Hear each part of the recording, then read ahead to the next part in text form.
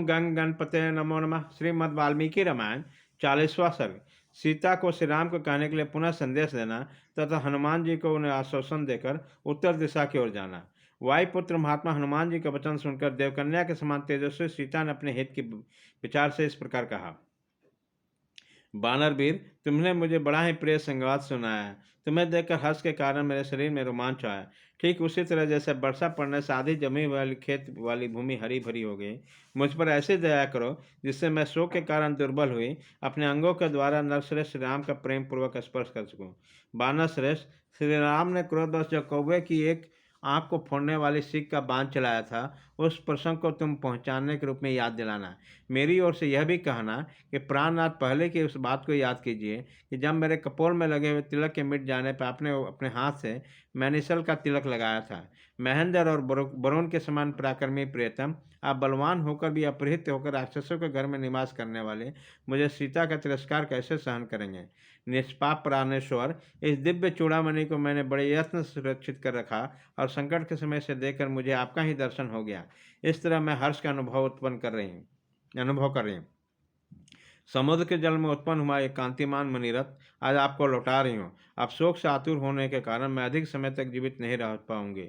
दुसंग, दुख और हृदय को छेदने वाली बातें, राक्षसियों के साथ निवास, यह सब कुछ मैं आपके साथ ही आपके लिए सह रही हूँ। राजकुमार शत्रुसूदन, मैं आपकी प्रतीक्षा में किसी तरह 1 मास तक जीवन धारण करूंगी। इसके बाद आपके बिना मैं जीवित नहीं रह सकूंगी। यह राक्षस राज रावण बड़ा क्रूर है, मेरे प्रति इसकी दृष्टि भी अच्छी नहीं है। अब यदि आपको भी विलंबित करते हुए सुन लूंगी तो मैं क्षण भर भी जीवित नहीं रह सकूंगी। सीता जी के आंसू बहाते हुए करुणाजनक बातचन सुनकर महातेजस्वी पवन कुमार हनुमान जी बोले, देवी, मैं सत्य का शपथ खाकर कहता हूँ कि श्री रघुनाथ जी अपने शोक से सब कामों को विमुख हो रहे हैं। श्री राम के शोकातुर होने से लक्ष्मण भी बहुत दुखी हो गए। अब किसी तरह आपका दर्शन हो गया, इसलिए रोने धोने या शोक करने का अवसर नहीं रहा। भामिनी, आप इस मुहूर्त में अपने सारे दुखों का अंत हुआ देखेंगे। ये दोनों भाई पुरुष सिंह राजकुमार श्री राम और लक्ष्मण सर्वत्र प्रशंसनीय वीर हैं और आपके दर्शन के लिए उत्साही होकर वो लंकापुरी को भस्म कर डालेंगे। विशाल लोचने, राक्षस रावण को सम्रांगण में बंधु बांधव से मारकर और दोनों रघुवंशी बंधु आपको अपनी पुरी में ले जाएंगे। सती साध्वी देवी, जिसे श्री रामचंद्र जी को जो जान सकें, जिनके हृदय में प्रेम और प्रसन्नता का संचार करने वाली हो, ऐसा कोई भी पहचान आपके पास हो तो वो आप मुझे दे दें।